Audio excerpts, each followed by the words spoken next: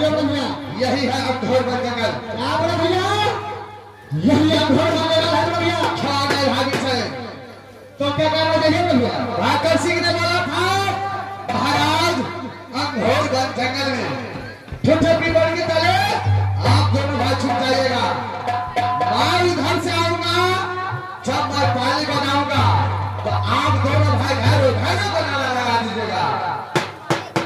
क्या प्रकाश सिंह नहीं बोला है जो आप घर में बोलेंगे दोनों भाई छुप जाना। मैं नाना को लेकर आऊंगा, होशी साथ पानी बनाऊंगा। क्या रहे भाभी से तो ठीक है भैया। सबसे पहले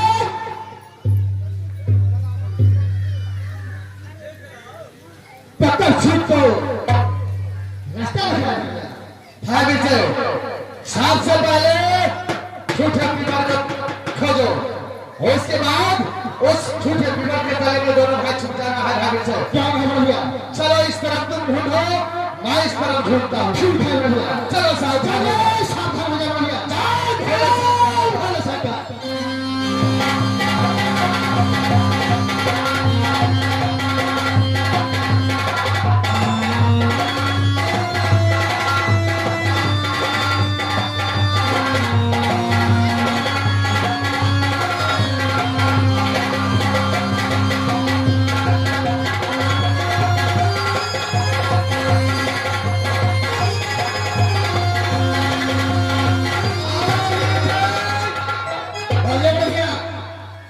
झूठा पीपल पर मिल गया भाभी से।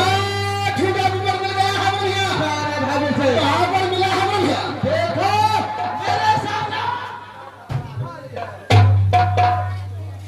क्या यही झूठी पीपल है भैया? क्या रहे भाभी से इस जवाब क्या करना चाहिए भैया?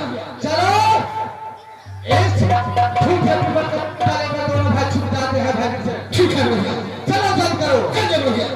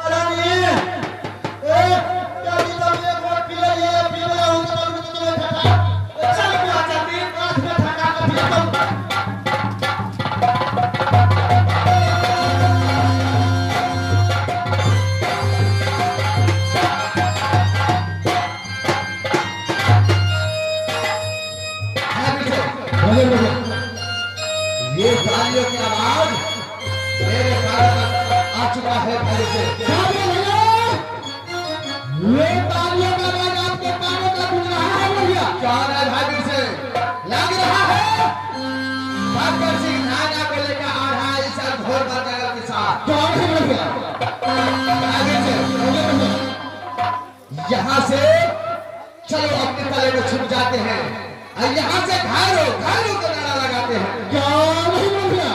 चलो यहाँ से घायलों घायलों का नारा लगाते हैं। चलो भाई रे!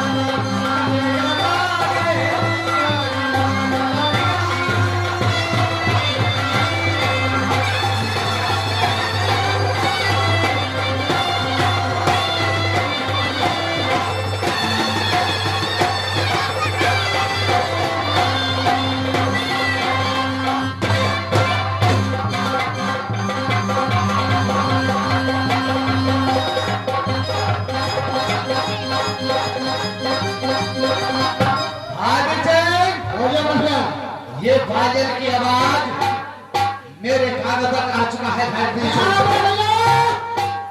सिर्फ पायलों की आवाज आपको गले तक गुजर रहा है भैया। शायद भागे से हमें पता है गाना आ रही है भैया। शायद भागे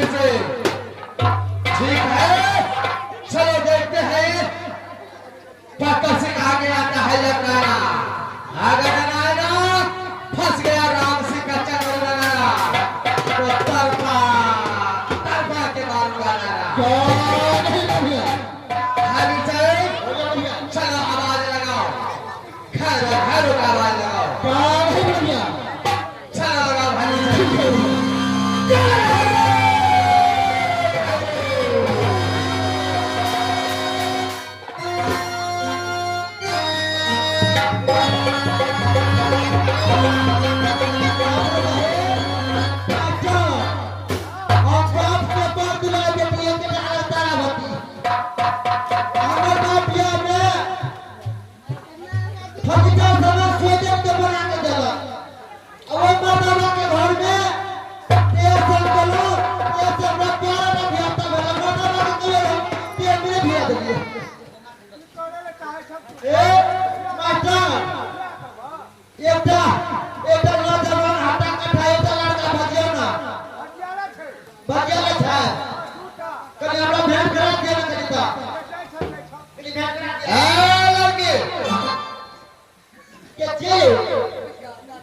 सबसे पहले ये बोलो तुम कहाँ के रहने वाले हो और किस लिए इस अघोर जगह में तुम आए हो?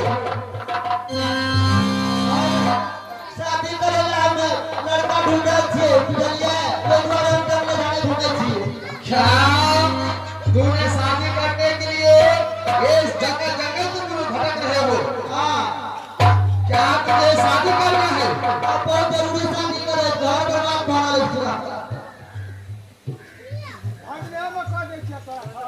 बहुत अफसोस की बात है लड़के, मैं तुम्हारा शादी करवा दूंगा। सबसे पहले तू अपना चेहरा दिखाओ, उसके बाद मैं तुझे शादी करवा दूंगा।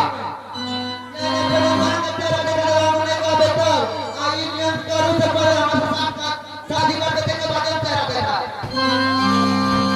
है लड़के, जब तक लड़का लड़की को चेहरा नहीं देखता ऐसे शादी नहीं होता है।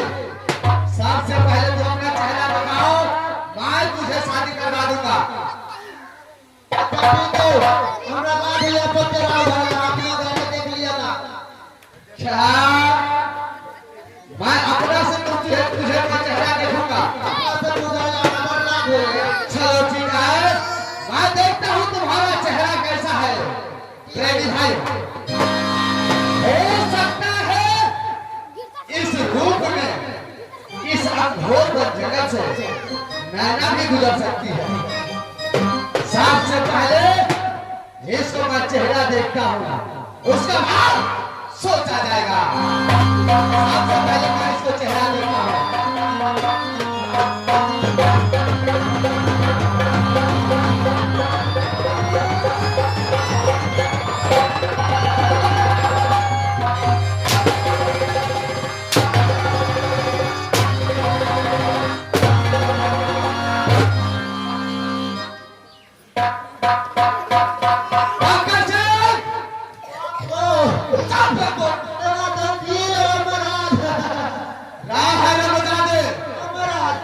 ये तूने कौन सा भेष में आया है घर में भादो?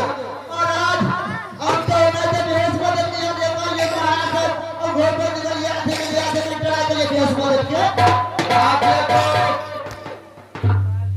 तू क्या समझ रहा